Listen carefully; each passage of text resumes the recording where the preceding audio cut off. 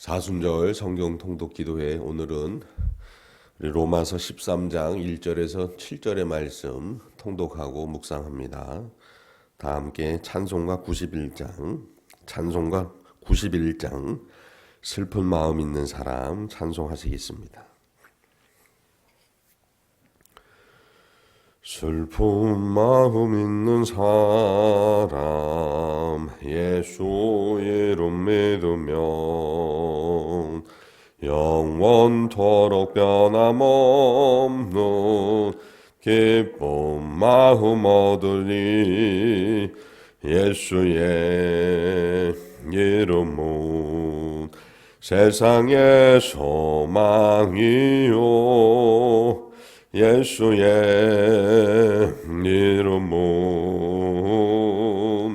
전국의 기쁨일세. 거룩하신 주의 이름 너의 방패 삼으라. 환난 시험 당할 때에 주께 기도드려라. 예수의 이름은 세상의 소망이요 예수의 이름은 전국의 기쁨일세. 존귀하신 주의 이름 우리 기쁨 되도다. 주의 품에 안길 때에 기뻐 찬송 부르리. 예수의 이름은 세상의 소망이요 예수의 이름은 전국의 기쁨일세. 우리 갈 길 나간 후에 보좌 앞에 나아가 왕의 왕께 경배하며 멸류관을 드리리. 예수의 이름은 세상의 소망이요 예수의 이름은 전국의 기쁨일세. 아멘. 사도신경으로 우리의 신앙을 함께 고백합니다. 전능하사 천지를 만드신 하나님 아버지를 내가 믿사오며 그 외아들 우리 주 예수 그리스도를 믿사오니 이는 성령으로 잉태하사 동정녀 마리아에게 낳으시고 본디오 빌라도에게 고난을 받으사 십자가에 못 박혀 죽으시고 장사한 지 사흘 만에 죽은 자 가운데에서 다시 살아나시며 하늘에 오르사 전능하신 하나님 우편에 앉아 계시다가 저리로서 산 자와 죽은 자를 심판하러 오시리라. 성령을 믿사오며 거룩한 공예와 성도가 서로 교통하는 것과 죄를 사하여 주시는 것과 몸이 다시 사는 것과 영원히 사는 것을 믿사옵나이다. 아멘. 로마서 13장 1절로 7절의 말씀입니다. 우리 함께 봉독합니다. 각 사람은 위에 있는 권세들에게 복종하라. 권세는 하나님으로부터 나지 않음이 없나니 모든 권세는 다 하나님께서 정하신 바라. 그러므로 권세를 거스르는 자는 하나님의 명을 거스름이니 거스르는 자들은 심판을 자취하리라. 다스리는 자들은 선한 일에 대하여 두려움이 되지 않고 악한 일에 대하여 되나니 내가 권세를 두려워하지 아니하려느냐. 선을 행하라. 그리하면 그에게 칭찬을 받으리라. 그는 하나님의 사역자가 되어 내게 선을 베푸는 자니라. 그러나 내가 악을 행하거든 두려워하라. 그가 공연히 칼을 가지지 아니하였으니 곧 하나님의 사역자가 되어 악을 행하는 자에게 진노하심을 따라 보응하는 자니라. 그러므로 복종하지 아니할 수 없으니 진노 때문에 할 것이 아니라 양심을 따라 할 것이라. 너희가 조세를 바치는 것도 이로 말미암음이라. 그들이 하나님의 일꾼이 되어 바로 이 일에 항상 힘쓰느니라. 모든 자에게 줄 것을 주되 조세를 받을 자에게 조세를 바치고 관세를 받을 자에게 관세를 바치고 두려워할 자를 두려워하며 존경할 자를 존경하라. 아멘. 할렐루야. 네, 오늘 말씀은 권세 있는 자들에 대해서 어떻게 대해야 하느냐에 대해서 이야기하고 있습니다.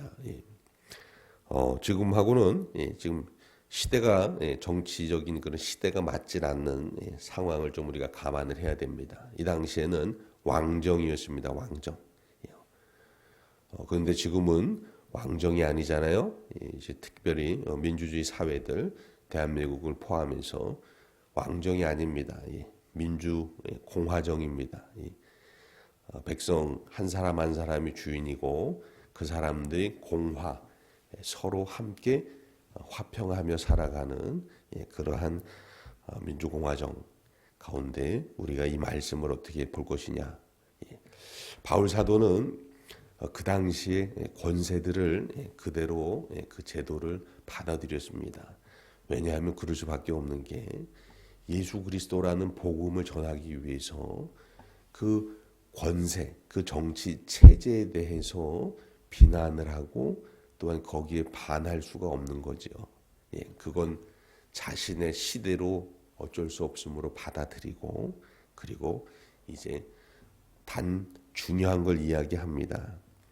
그 권세자들이 막 폭정을 하고 자기 사리 사욕을 채우고 정말 탐관오리처럼 그렇게 하는 권세에 복종하라는 게 아니고 하나님의 권세를 받아 대신 백성들을 평화롭게 하고 잘 살게 하고 하나님의 말씀을 따라 살게 하는 그런 권세여야 한다라는 것을 전제하고 있습니다. 오늘 말씀에도 4절 말씀 보시면 그는 하나님의 사역자가 되어라고 그렇게 말하고 있습니다. 맞습니다.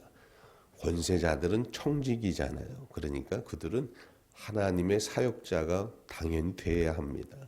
그리고 하나님의 사역자가 된 그 권세자들이 있으면 우리는 그 권세에 즉 하나님의 권세에 복종하는 그러한 삶을 살게 되는 것입니다.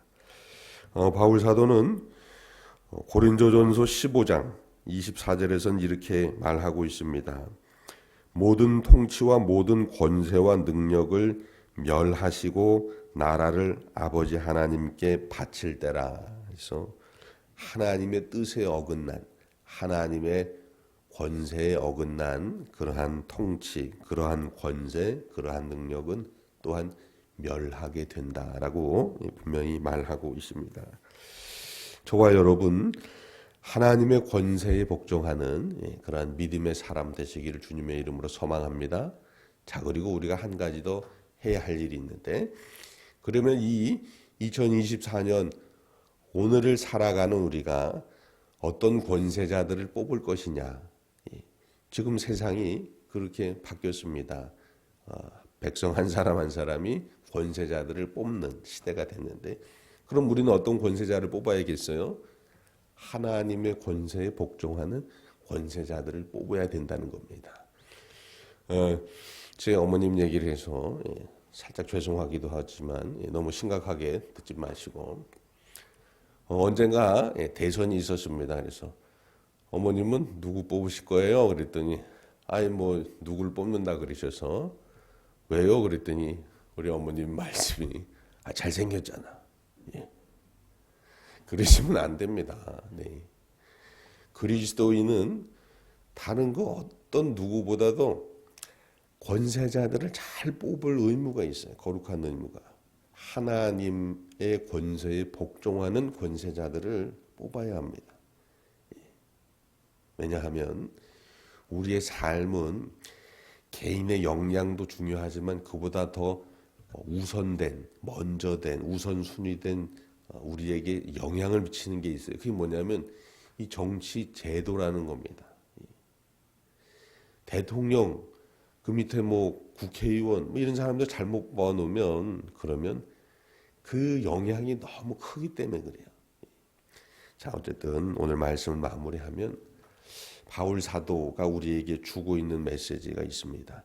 하나님의 권세에 복종하는 권세자들, 그 권세자들에게 우리도 복종해야 하고 따라야 하고, 그러나 오늘 이 시대에서는 하나님의 권세에 복종하는 권세자들, 정치가들을, 리더들을 뽑을 수 있는 저와 여러분이 되어야 됩니다. 그게 하나님의 뜻이라는 것 꼭 기억하시기를 주님의 이름으로 소망합니다. 기도하시겠습니다. 거룩하신 하나님 아버지, 오늘 이 새벽을 깨웁니다. 주께서 눈뜨게 하시고 생명 주셔서 오늘도 하나님의 말씀 앞에 섰습니다. 감사를 드리오니 우리의 이 모습 그대로 주님 받으시사 하나님 아버지께서 허락하시는 은혜로 오늘도 살아가게 하여 주옵소서. 주여, 하나님 아버지의 뜻이 이루어지는 것, 하나님의 나라가 확장되는 것, 하나님의 천국이 모두에게 임하는 것, 그것이 하나님 아버지의 소원이고, 그를 위해 믿음의 사람 우리도 부름받았사오니 오늘도 하나님 나라 확장 위하여 나아가는 믿음의 청직이 되게 하옵소서. 하나님의 나라를 만들어가는 것이 우리가 할 수 있는 최고이고 최선임을 말씀을 통해 인류 역사를 통해 알게 하여 주셨사오니 오늘도 찬송하며 걸어가겠습니다. 감사하며 걸어가겠습니다. 간구하며 걸어가겠습니다. 우리의 연약함은 주께서 받으시사 주의 강함으로 더딥혀 주시고 우리의 질병은 주께서 받으시사 여호와 라파의 치료로 더딥혀 주옵소서. 주께서 오늘도 생명 다해 우리와 동행하여 주심을 감사하며 우리 구주 예수 그리스도의 이름으로 기도드립니다. 아멘. 하늘에 계신 우리 아버지여, 이름이 거룩히 여김을 받으시오며 나라가 임하시오며 뜻이 하늘에서 이루어진 것 같이 땅에서도 이루어지이다. 오늘 우리에게 일용할 양식을 주시옵고 우리가 우리에게 죄 지은 자를 사하여 준 것 같이 우리 죄를 사하여 주시옵고 우리를 시험에 들게 하지 마시옵고 다만 악에서 구하시옵소서. 나라와 권세와 영광이 아버지께 영원히 있사옵나이다. 아멘.